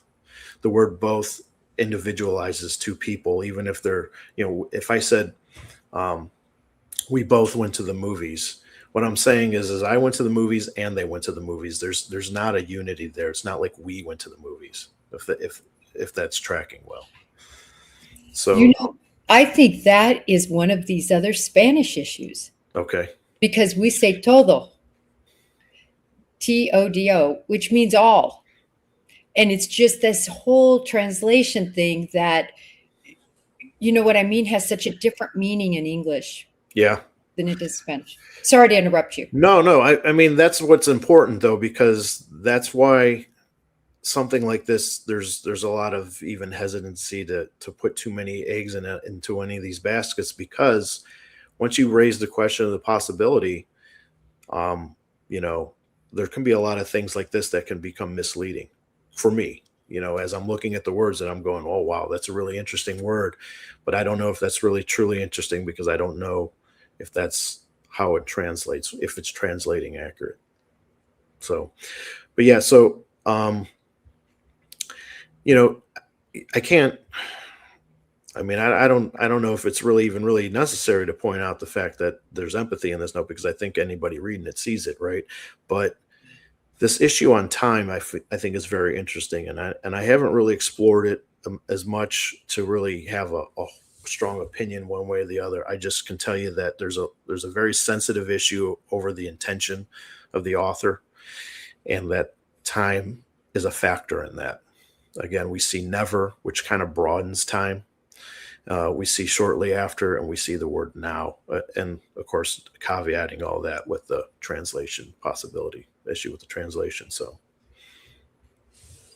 Yeah, this note is really something. And I think it was the main reason when they first came out. And for me, this was such, with these notes having been somebody, I think I've done 160 episodes on this case. This is the cases I've closest tracked, just like with Petito, Idaho, and then this one, just crazy on it every day. And for me, I couldn't wait to see the notes, even though from an investigator to standpoint, it was terrible when I found out, that they started coming out. And I think once everything happened, at that point, it was probably the right thing to do to go ahead and release them to the public. What are your thoughts on that, just generally? And I'll get back to the notes. The fact that they were talked about and then finally ultimately released. yeah, I think it just kind of shows that they're kind of at an end. I think I have a pessimistic view of it, which is, they're running out of leads, so they're trying to create new ones. I don't know if they've had the opportunity to maybe bring together a team of analysts to look at these notes the way you and I are doing it right now. But I think that that would have been what I would, if somebody had asked my opinion, that's what I would tell them to do. I'd say, find yourself a group of analysts, find somebody who speaks Spanish within that group, and sit down and really iron out the language here and see if you can come up with leads that way first. Because I think there's always information hidden within all of this, whether there's a translation issue or not. If you bring in somebody that knows, as we did today with you, having this conversation, that knows to say, okay, well, let's set that aside. We don't really know if that's, pertinent or not. But we can boil it down to certain things that we can say, okay, confidently, we think that these data points that came out of these notes are not translation issues. And let's see if we can develop some leads from that. But yeah, so, sadly, I do think that they're just kind of running out of ideas at this point. It would seem to me, again, I haven't been following the case up until now. I think didn't even know they released the notes until I saw it on your X feed. So, yeah, so I'm hopeful that they get a conclusion to this, but it just feels like they're not going to, unfortunately. Well, and I'll circle back on that because I want to stay on point with these notes. And again, I wrote some notes about what you had to say. One of the things, obviously, the first thing you pointed out was, and whether to make a big deal about it, the Savannah to the Guthries. And I want to tell you my take and see what you think about Mhm. it. And you may have intimated this, I think you did, that Savannah, you're talking about money in the first note. Mhm. So clearly it's going to Savannah. In the second note, you're really reaching out to the Guthrie family as a whole, all, todo in Spanish, as we say it, meaning all of y'all. That's why I thought there was a shift in the salutation. Does that track with you, or maybe off, or what do you think? No, I think that that's where my starting point would be. It's that, you know, you have to apply the context, right? So the context is the first note is money, and the the goal is to receive a payment. And so through the perception of whoever these authors are, they're going to believe that money is going to have to come from Savannah. So it makes sense that they're going to address Savannah in that. Through here, the fact that they broaden it contextually isn't necessarily, to me, a huge point. But what I would do is if I wanted to explore that more, I would think to myself, okay, why did they shift to the entire family? Because it sounds like, even going back to the first note, and we didn't really touch on this, but there's that point where it's like, you will not be able to contact me from here on out. It almost sounds like that this author has had prior contact with Savannah, the way the note reads, right? Again, that might be a translation issue. I don't know. But so what I would do is I would sit here and I would wonder, like, okay, so as I'm writing this note, it makes sense that they expanded to the family, but what drew their attention to the entire family if they were already focused on Savannah, if that's making sense? And it may not be anything important, or it may, as you sit and explore it, you may come up with something that might lend to that pattern of whatever you're seeing. And I haven't really explored it. I think I just kind of left it at the fact that the context is different. But and especially since we've kind of addressed that last part about the word all being interjected, and you all can find peace. But yeah, I wouldn't even hesitate to just leave it at that, just because I wouldn't even know where to go with it at that point. There's no real patterns are emerging. But I think it primarily speaks to the context of the note. Yeah, I do too. But the other thing that stuck out to me is family, right? Guthrie's. Mm-hmm. But when I hear family, like you're saying throughout this whole note, it is so empathetic from word go. Family, Mm-hmm. like family. Is there a more ingratiating sort of personal word than family? And they infuse that right away. I thought that was telling. Well, yeah, I think you're right. Actually, I mean, if you think about it too, as I'm just we're exploring this right now. This kind of plays into the idea of the empathy, in the sense that this author may be somebody who finds family to be important in their own lives. Mm-hmm. So we know they're empathetic. And so this might be somebody who, as they're imagining what the Guthries are going through, they're picturing their own family. I don't know if that's really clear in what I want to say here, but they're kind of putting themselves in that empathetic mode, right? When we're using empathy, we're putting ourselves into somebody else's shoes. So as this person is thinking about being in Savannah's shoes or the Guthrie's shoes, and she's picturing what would I feel like if I was that person experiencing this. This is probably somebody who is family oriented, in the sense that they're close. They have a close family. They probably empathize with that, in the sense that they would think something like this would bring their own family together, if that makes sense. Yeah, it is, right? We all write and speak really as we feel. Mm-hmm. And so they're imparting that. One last question, particularly on this note, before we go to the overarching. Did you, or do you believe, and this has been my view on this note, is part of the reason that it was written was self-serving? And I don't know how many times you've seen this in your cases, but where you will see at the end of a criminal situation, in other words, where, at least if they feel the box is closing, you will see that the criminals will start talking to, whether it is friends, family, maybe even write something that's self-serving to them, that makes them look less culpable, so that when they are caught, they're, but hey, we didn't mean to kill her. This was just an accident. Any thoughts on that?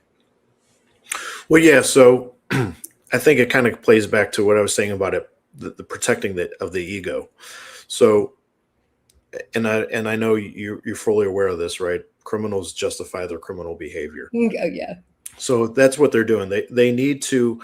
It may not be that they need to justify murder or anything of that nature, but they need to protect themselves from feeling like they they need to protect their ego so that they don't feel like that they're bad people at this point. And so they need the Guthrie family to know, hey, we're not bad people. We didn't realize what we were getting ourselves into.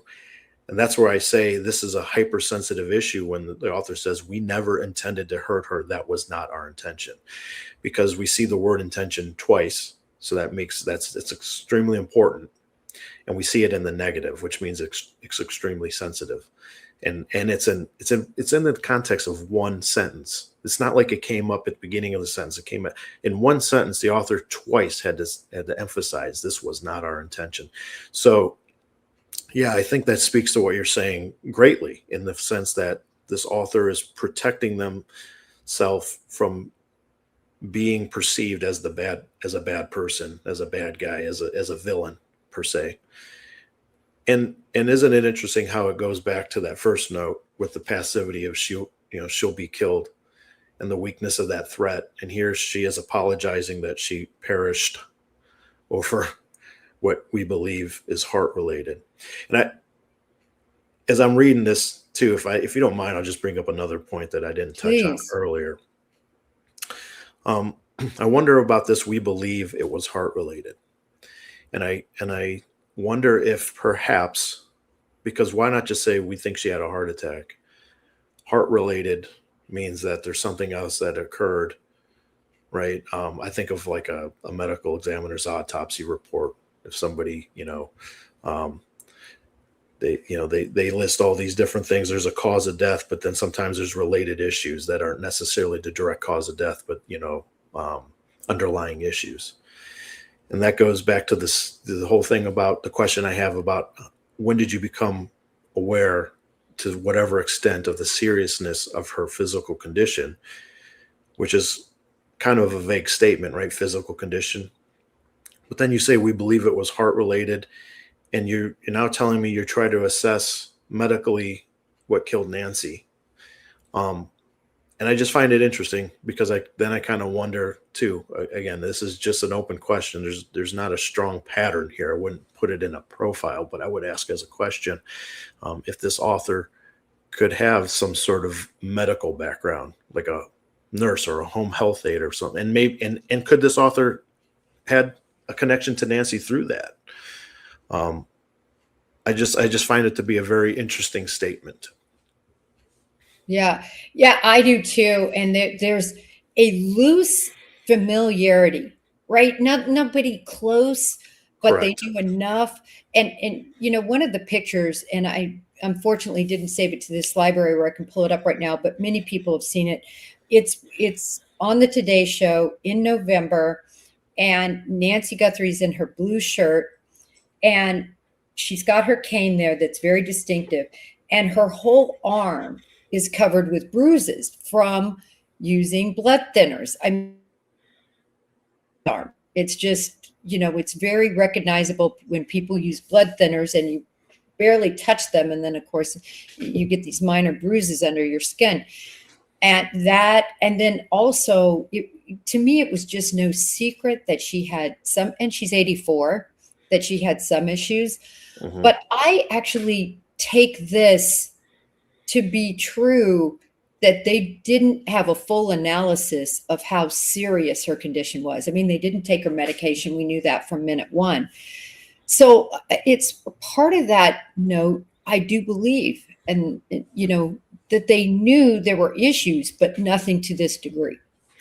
Yeah, I agree, and that's why, like I say, I think it's an interesting statement that they think it was heart related, um, because again, it goes back to they had some grasp of the seriousness, just not the full grasp. And so, you said somebody who has familiarity. I don't know if that's, I think I'm paraphrasing what you said. but not close to her. And that's kind of the sense that I'm getting too. And that's why I asked the question, like, like a home health aide or something. Like, is there somebody that may have had her as a client, but not as a regular? Maybe somebody who came in as a substitute home health aide or nurse or whatever, or just happened to, be the one working the doctor's office on this particular day and realized who she was, and maybe that. And again, we're getting into the realm of speculation now, but could this be somebody who was familiar with Nancy, found out who she was, her connection to Savannah, and blabbed it to some people, and then those people went and kidnapped her, and then went, hey, look who we got. And now she's feels some sort of way responsible for it, and she's going to try and sort of fix it by being the one in charge of writing these ransom notes and trying to get this behind us as soon as possible, aka have completed. So that's kind of where my brain goes with it. We're getting into, obviously, I'm going outside the words a bit here, and I'm speculating, but this is sort of a picture that sort of kind of develops within my own mind. And so I think that that statement that you made about it not being somebody close to her, but maybe somebody who kind of knew her, to me, that rings pretty authentic. So we talked about this at the very beginning. I just asked you a quick question, but getting down to brass tacks here on, do you believe this was anything other from the information we have? Do you believe this was anything other than a kidnap for ransom? And really quick, because I don't want to, we haven't talked about this and I'm not trying to trick anybody, but I just wanted to put up what the FBI very strongly put up not long ago in their statement. And what this means to me is that when we're, as an FBI agent, when I go to open a criminal matter, I have to do what we call it electronic communication, which we shorten as EC, that predicates the opening. And to predicate it, I have to not only name it and give it a category in terms of criminal conduct, and also list the particular criminal elements and the law that would support that. Then I have to write out what predicates it. In other words, what supports me saying this is a kidnapping for ransom case. And then it's opened in this manner. So I just always like to preface and give a little bit of background. But I want to ask you, and I'm not trying to convince you of this because I think you already said what you thought, but I just didn't want to surprise you with this in case you hadn't seen it. Yeah. So again, I'm going to caveat my answer a bit.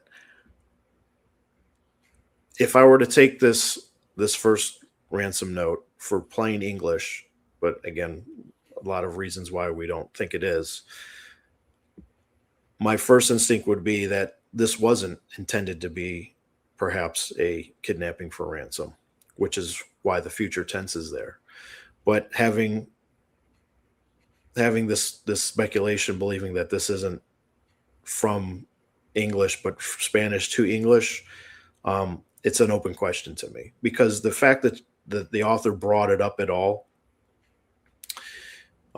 is interesting to me. Again, this is what we're going to do. We're going to hold her for ransom, or this is what we are doing. We're holding her for ransom. But I wouldn't rule out that there's a possibility that something else. I'll put it to you this way, because again, and because I believe this author's not the original kidnapper, I don't really know that I can put the original kidnapper's intent behind this author's words. But what I will say is that I think this author had contemplation over whether or not Nancy was going to be held for ransom. Again, I can speculate what that could look like, and that might be, to go back to that sort of narrative I was building earlier, where this guy or multiple guys, whoever, they get her and they bring her back to this, who I believe to be a female author, and this female author feels compelled, now I'm going to have to get involved and I'm going to have to write this ransom note. Maybe there was some conversation like, we're not doing this, we're returning her, we're not doing it. And then at some point that that conversation and contemplation turned into, fine, we're going to do this. I'll give you 7 days. We'll get this done, whatever. And somehow, because that became so impactful within that conversation, that sort of leaked its way out into the note itself. If that, again, sometimes I think I ramble on and I don't know if I'm making a whole lot of sense, but I'm trying to. No, you make a lot of sense, because what you're looking at this case is you're taking the confinement of these two notes Yes. in the question I'm asking you, as opposed to the whole broad spectrum of the investigation. When I look at this case, I try to look at every square inch of it, Yes. but I've specifically asked, because your expertise for the past 15 years, and I know some people came on later, is statement analysis. You're a current law enforcement officer. So we have, of course, a lot in common in our background in just assessing these, different kinds of cases, even though you said you have not had particularly a kidnapping case. I want to ask you about the family really quick. Do you believe, from what you know of the case and these notes, because particularly I know we're talking about the notes, that any member, Savannah, Annie, or Cameron, or Annie's brother, husband, Tommaso, would have written these notes?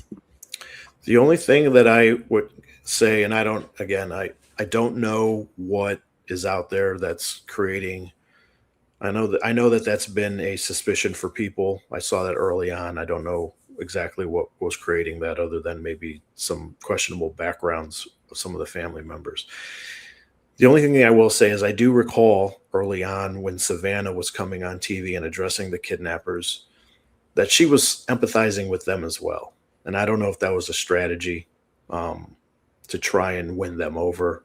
Maybe she was coached or not, so it's hard to say.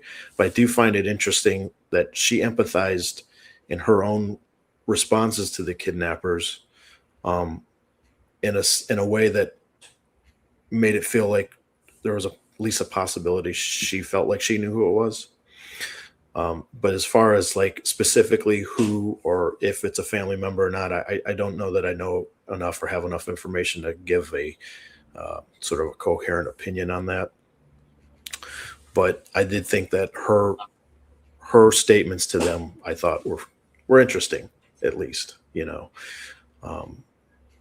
especially later on. And I know if it came after this note, again, I don't even know the timeline. I'm assuming it must have come after she received the second note, where I think she made some kind of statement like, we've done our part. Now, we know that, things are, I'm paraphrasing, but it was almost like, we know things are tough for you right now, but do the right thing, sort of thing. And it's like, okay, that's pretty interesting to me, because like you're trying to win them over at the very least. But there's that element of empathy there too, in a sense. And when you're saying you mean the abductors, not no, the I mean Savannah, when she was addressing the abductors, there was a one particular, and again, this has been a while since. Can I play it for you real quick? Yeah. I have it right here. Let me play it, and we'll talk about it on the other side. Yeah, that'll work. It has been months since our mom was taken from us. Our family is in agony. We are in a nightmare that will not end. Nothing about our situation has changed. We have done our part, and we will never stop looking for her. We will always ache for her and feel that hole in our hearts. The world can be a cruel and unforgiving place, and I know that you have tried to do things the right way. So I'm asking you, begging you, to do the right thing now. Make the right choice. Help us find her. Tell us where to look for her. I truly believe it is never too late to do the right thing. Help us bring this situation to an end. For all of us, no matter where we've been and what we've done, I believe there is always a way home. Please make the right choice. What do you make of that, Steve? You were alluding to it earlier. Yeah. So again, I don't know if this originated just from Savannah. I don't know if anybody behind the scenes was kind of helping her script up something. But what I will say is, within what she's talking about, she's playing on the empathy. I'm assuming this came after the second note. I would This imagine. came very recently. Okay. So this is outreach number 7. Okay. So, so it seems like they probably understand. Obviously, they read the second note. They see that there's that empathy that's obvious in that second note too. So she's playing on that. She's trying to reach out to them. She's trying to get some empathy from them. So she's showing empathy in return. The world's a harsh place, and some statements later on about, doing the right thing. And so she's showing to this kidnappers that, I know that this is tough for you. Right. So that's interesting, but that one coming as late as it did may just be sort of a response to what we see in this note here. And I'm trying to remember, because again, this was a while ago. I thought there was something very early on that she said too that kind of also gave me that instinct, like she kind of felt like she knew who she was talking to. And I don't want to get too convicted on that, because I don't remember what exactly she said, and I couldn't tell you when it was. I just remember early on going, this is kind of interesting. The way she's responding is interesting to me. And it made me feel like that maybe there was information that she had, whether she knew first. I'm not saying she had firsthand knowledge, like I know who kidnapped my mom, but maybe she had information that was leading her to suspect somebody in particular. Even if it was incorrect information, maybe she just had her own suspicions. I don't know, but I felt like there was more that she could say on it that she wasn't obviously to us, but I'm sure she was to law enforcement. Yeah, I'm convinced, by the way, just being on the back end of these things, is that our behavioral analysis unit scripted all of these contacts, at least to a degree. And she would have to agree on what she was going to say. It's not that you force it down their throat. But if you look really and this came after the notes were released, Steve, just for context. Yeah. You are exactly right. Prior to that, there were multiple other than the one that Cameron was just nuts and bolts. Show us she's alive, contact us. Other than that one, they all had this, you can look at the words in the note and then pivot to what they said. And it's so, they're counterpoints to one another, to your point. Are you aware of this? This is something that, are you aware that in this note, both notes right here, this long redaction before above, please enter your date of birth. This long redaction is the Bitcoin address. I had seen online that there's a Bitcoin address that was redacted from both, and I think somebody said that they match. And then I think the IPs were from the same IP. They were both sent from the same IP address, I think, is another thing that I think I'd seen online. Is that accurate? Yeah, Bloom said that from his sources. But the interesting thing is there's this wonderful, he's been on 3 times, Bitcoin expert. I had to get a Bitcoin expert, and this guy is just the best of the best. He's so amazing. And he went through that entire address, everything in and out, how it was created, who the account was that sent the 0.0022 Bitcoin, when it was sent, what happened from there. He was masterful at explaining it. Although if you ever decide to watch that episode, I mean, all his I have to really pay attention because it's a lot of science and everything, or I should say IT technicalities. But the reason I bring this up, Steve, is I don't know if you've seen this, but at the same time that the 0.0022 Bitcoin was put into this account by the FBI, we don't know 100% sure it was the FBI. I'm saying the FBI was behind it as a test, not as a lure, because it was too low of amount of money to tickle the wire. But if you look at these words that are written, we are ready to pay period, contact us, period. And then they give this particular address. And when you click on that address now, Steve, it says 404. Basically, it was constructed according to our Bitcoin address to basically self-destruct once it's either been used or in a particular time frame. So in this case, with her words that she said, Steve, we have done our part. And with this door now opening, now we know that they had the ability to separately and be private, contact them and have communications that we've never seen. And another Bitcoin address could have been utilized that we would have never known about. What do you think about this? I was dying to get your opinion on this. So if I'm understanding this message here, we are ready to pay. That's going to be coming from Savannah or law enforcement side of it, not right? Correct. Yeah, it was with the deposit in Bitcoin, you can actually communicate. You can write messages. And this was the message that corresponded with the little bit of Bitcoin that was put in by law enforcement. And there was no response to this message? Well, we don't know because they could have clicked this link and responded. Oh, I see. And then it would have, after that, anybody who clicks after that, it won't, the link work. says 404. Yeah, just the link stops working. So what I'm gathering is there's a possibility of other communications that we're unaware of is I guess what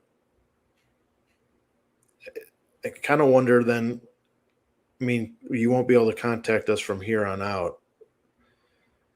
But that first letter that came that same or the next day, I think you said it was released to the media. Yep. And this would have come on day 10. Yeah. But again, this is an outreach to the abductors. We don't know if it was answered, but we do know that Savannah said, we did our part. Yeah. Well, I mean, our part could just simply be that she set it up and maybe they didn't respond then. Maybe they didn't respond for the payment. I'm just kind of wondering.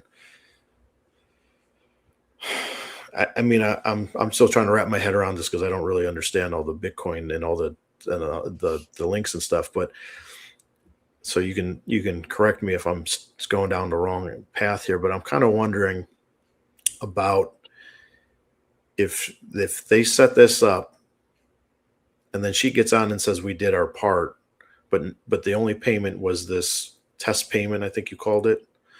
And it says here, contact us. I'm thinking they probably didn't contact them, right? I mean, I think that's at least a good speculation at this point, or else why would Savannah get on and say, hey, we did our part? Other than somebody opened that link. Oh, somebody opened the link. Yeah. So unless it's TMZ or somebody else that had that address, I see what you're saying. Okay. Click that because it dissolved. Yeah, I really don't know. What was kind of starting to go through my mind is, and again, I'm trying to keep the timeline straight in my head because I'm kind of learning a lot of it right now as we're talking. But is it possible that they reached out with this Bitcoin and then mom had already perished? And again, remember, we're dealing with somebody who's very empathetic here. Could they not, and I hate to say this about a kidnapper, in good conscience, take the money knowing that they weren't going to return the mother, especially as empathetic as this person is? These are just thoughts I'm just kind of throwing out, thinking out loud. Well, the timeline is interesting, right? Because this came after the apology note. Okay. This is this is trying to get mom's body returned. Yeah. I see. Yeah, I really don't know what to make of it, to be honest with you. I would say this too. This is a data point that is so this so they sent this apology to the letter to the Guthries. Then the Guthries on the 6th, the Guthries law enforcement or somebody, they put out this test payment with this note saying, "Hey, we're ready to pay." And that is the exact same day that the porch guy video came out. Okay. Let me get my cord. Go ahead. Yeah. Oh, you can keep going. Yeah, I'm just thinking out loud. I'm just wondering here about this if there's any connection to this statement about she's buried in nature now.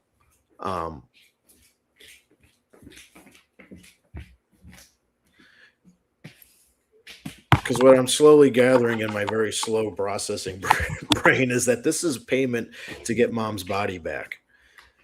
Correct. And it would seem that they didn't accept any sort of payment, and it would seem that obviously, well, we all already know that they didn't return Nancy Guthrie's body to the Guthrie family.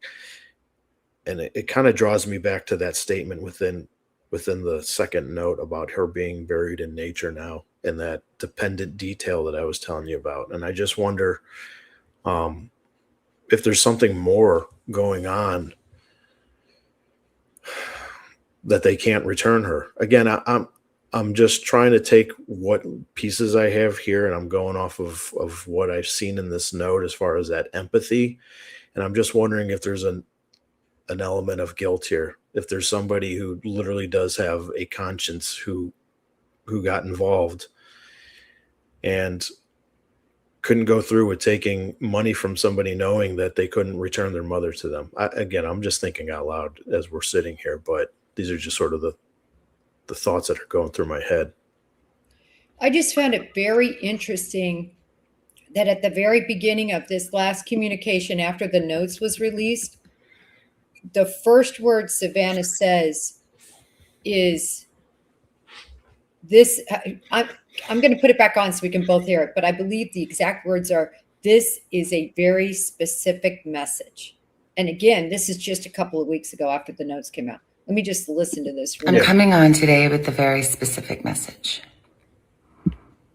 Yeah, she says a very specific message. And then she says, "We've done our part." Mm-hmm.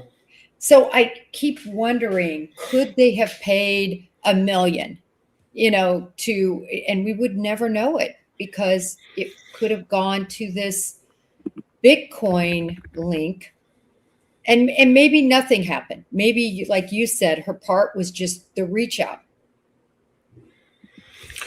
So we don't know for sure that they didn't pay, is what you're telling me. I'm trying to wrap my head around the whole Bitcoin aspect of it. We don't know for sure that there was no payment.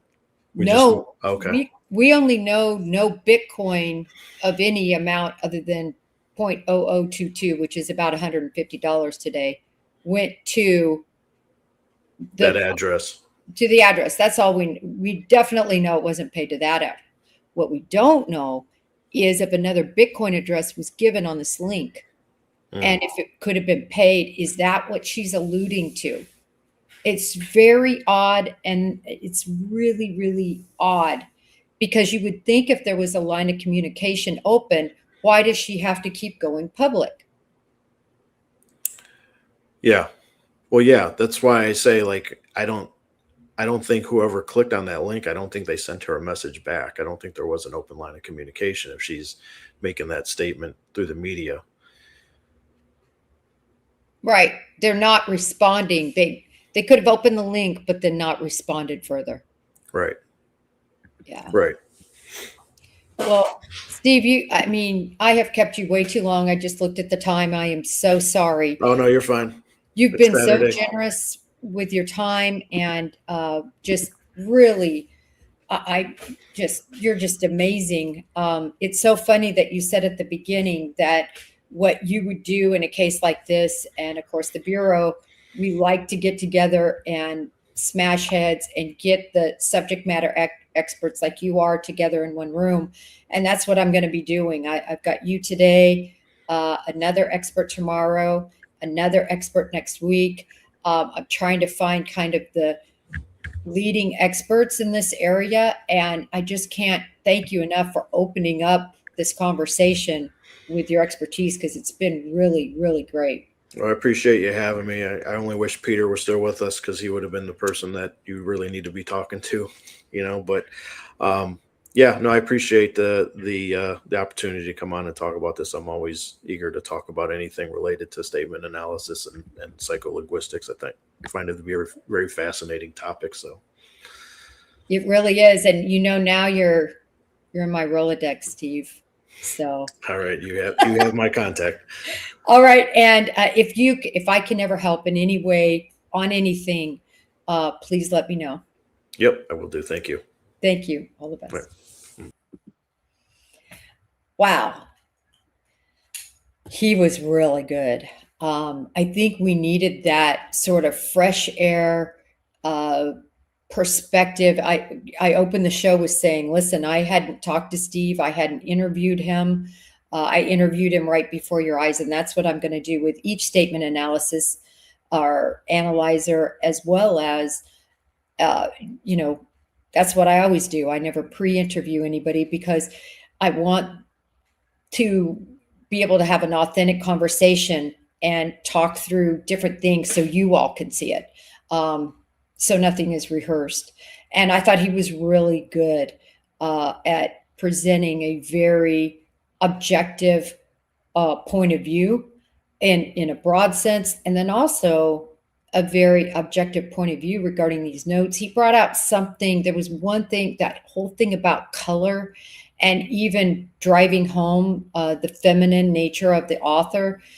Those were two things that I had wondered about, but hadn't really made my mind up about. And definitely my teeter-totter is leaning in that, and my compass is leaning in that direction as well, for many of the reasons he stated, and just kind of hashing out a lot of this. And definitely, I mean, I really have said from the beginning, I do believe that this is a non-native English speaker, a Spanish speaker, that has put together this note.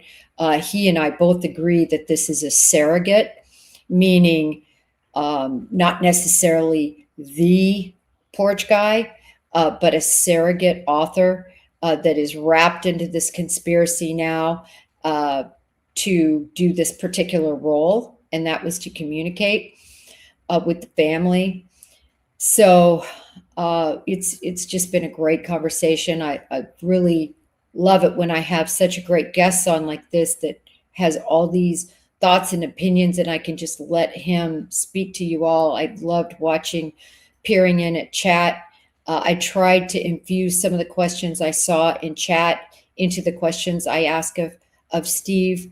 And I just can't thank y'all enough for spending some of your Saturday morning here with us. It's been a great conversation. The mods, all my mods for the most part were here, which is really great to see everybody here. And I just want to really thank all of you for being here. It's a tough conversation, because here we are 6 months and we still have no Nancy. And but we'll keep looking at it. Tomorrow, 2 p.m. Eastern, we have another statement analysis expert coming on, and I'm looking forward to seeing what she has to say. And I think it'll be very interesting to compare and contrast with Steve's. He's going to be a hard act to follow, because I really, really enjoyed him. But I think you guys will enjoy her tomorrow too. At 2:00 tomorrow, it'll be great to get her perspective. All right, everyone. Y'all are the best. Until next time, may justice be served for the Guthrie family and for all those who are missing.